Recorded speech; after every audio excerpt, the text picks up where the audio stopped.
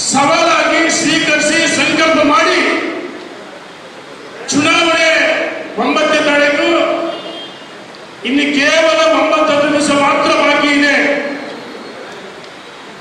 ಇಲ್ಲಿ ಬಂದಿರತಕ್ಕಂಥವರು ಕೇವಲ ನಿಮ್ಮ ಸಮುದಾಯ ಅಷ್ಟೇ ಅಲ್ಲ, ಸ್ನೇಹಿತರು ಯಾರು ಎಲ್ಲೆಲ್ಲಿ ಅವಕಾಶ ಇರುತ್ತೆ ಮನೆ ಮನೆಗೆ ತೆರಳಿ ಅಥವಾ ಕರೆ ಮಾಡಿ ಹೇಳುವುದಕ್ಕೆ ತಾವೆಲ್ಲರೂ, ಯಾಕಂದ್ರೆ ಭಾರತೀಯ ಜನತಾ ಪಾರ್ಟಿ ಈ ಬಾರಿ ಒಬ್ಬ ಪರಿಶಿಷ್ಟ ಜನಾಂಗದ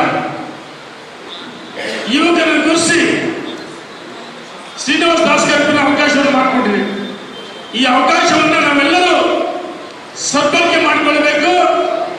ಚುನಾವಣೆ ಹತ್ತಿರ ಬಂದಾಗ ಯಾವ ರೀತಿ ತಂತ್ರಗಾರಿಕೆಗಳು, ಒತ್ತಡಗಳು ಎಲ್ಲವೂ ಬರುತ್ತೆ. ಆ ಒತ್ತಡಗಳಿಗೆ ಮಣಿಯದೆ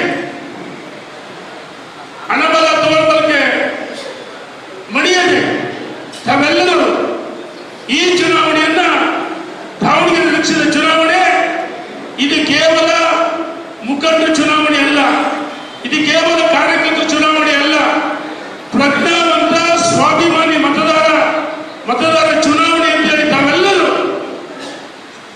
ಸಂಕಲ್ಪ ಮಾಡಿ ಇಲ್ಲಿಂದ ತೆರಳಬೇಕು.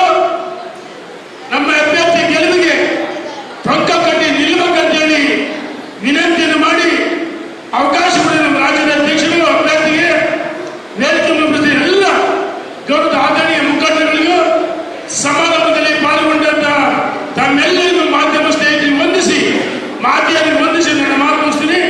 ಹಲೋ ಭಾರತ್ ಮಾತಾ ಕಿ. ಬಹಳ ಜೋರಾಗಿ ನಡೀತಾ ಇದೆ. ನೇಕಾರ ಸಮಾಜ ಬಗ್ಗೆ ನಾವೇನು ಹೇಳಬೇಕಾಗಿಲ್ಲ. ನಾನಂತೂ ಹರಿಹರದಲ್ಲಿ ನೇಕಾರ ಸಮಾಜಕ್ಕೆ ಸಾಕಷ್ಟು ಸಹಾಯ ಮಾಡಿದ್ದೇವೆ, ಕೊಟ್ಟಿದ್ದೇವೆ. ಬಹುಶಃ ಇತಿಹಾಸದಲ್ಲಿ ಹರಿಹರದಲ್ಲಿ ನೇಕಾರ ಕಾಲನಿ ಅಂತಲೇ ನಾನು ಸುಮಾರು ಒಂದು 4-5 ಎಕರೆ ಭೂಮಿ ಕೊಟ್ಟು ಅಲ್ಲಿ ನೇಕಾರ ಸಮಾಜಕ್ಕೋಸ್ಕರ ಒಂದು ಕಾಲನಿ ಮಾಡಿ.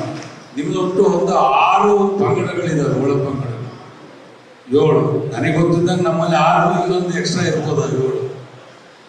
ಏನೇ ಆಗ ಸಮಾಜಗಳನ್ನ ಗುರುತಿಸೋ ಕೆಲಸವನ್ನ ಗೆದ್ದಂಥವ್ರು ಮಾಡ್ಬೇಕು. ಯಾವಾಗ ದಾವಣಗೆರೆನಲ್ಲಿ ನೇಕಾರ ಸಮಾಜವನ್ನ ಗುರುತಿಸಿಲ್ಲ, ಎಲೆಕ್ಷನ್ ಬಂದಾಗ ಮಾತ್ರ ಗುರುತಿಸ್ತಾರೆ ಗೆದ್ದಂಥವ್ರು.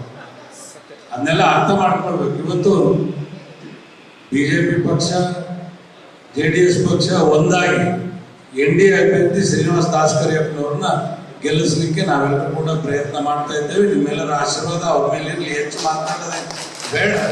ಶ್ರೀನಿವಾಸ ದಾಸ್ಕರಿಯಪ್ಪ ಪಾಪ ST ಸಮಾಜಕ್ಕೆ ಸೇರಿದ್ರು ಕೂಡ ಅವನು ನಮ್ಮವನೇ ಅಂತ ನಾವೆಲ್ಲ ಲಿಂಗಾಯತರೆಲ್ಲ ಸೇರಿ ಅವನಿಗೆ ಓಟ್ ಕೊಡ್ಬೇಕು ಅಂತ ನಾವು ನಿರ್ಧಾರ ಮಾಡಿದ್ದೀವಿ. ಹಾಗಾಗಿ ನಾವೆಲ್ಲರೂ ಕೂಡ ಒಟ್ಟಾಗಿ ಒಂದಾಗಿ ಓಟ್ ಕೊಟ್ಟು, ದಾಸ್ಕರಿಯಪ್ಪನವ್ರ ಬಗ್ಗೆ ನಿಮ್ಗೆಲ್ಲ ಗೊತ್ತಿದೆ. ಹಮಾಲಿ ಮಾಡಿ ಬೆಳೆದು ದೊಡ್ಡವರಾಗಿ ಕಷ್ಟ ಬಿದ್ದು DDA ಪ್ರೆಸಿಡೆಂಟ್ ಆಗಿ ಕೆಲಸ ಮಾಡಿದ್ರು, ಬಡವರಿಗೆ ಸಹಾಯ ಮಾಡ್ತಕ್ಕಂಥ ಕೆಲಸ ಮಾಡಿದ್ರು. ಅವ್ರ ಮಗ ಪಾಪ ಅವನು ಕೂಡ ಇವತ್ತು ಪ್ರಾಮಾಣಿಕ ಕಾರ್ಯಕರ್ತನಾಗಿ ಬಿಜೆಪಿ ಅಭ್ಯರ್ಥಿಯಾಗಿ ಇವತ್ತು ಅವ್ರಿಗೆ ಅವಕಾಶ ಕೊಟ್ಟಿದ್ದಾರೆ. ಭಗವಂತನ ಅವಕಾಶ ಕೊಟ್ಟಿದ್ದಾರೆ. ಅವನಿಗೆ ನೀವು ಕೈ ಹಿಡಿದು ದಾರಿ ತೋರಿಸ್ಬಿಟ್ರೆ ನಿಮ್ಮೆಲ್ಲರ ಸೇವೆ ಮಾಡಲಿಕ್ಕೆ ಅವ್ರಿಗೆ ಅನುಕೂಲ ಆಗುತ್ತೆ. ದೇವರ ಆಶೀರ್ವಾದ ಮಾಡಿ. ನಮಸ್ಕಾರ.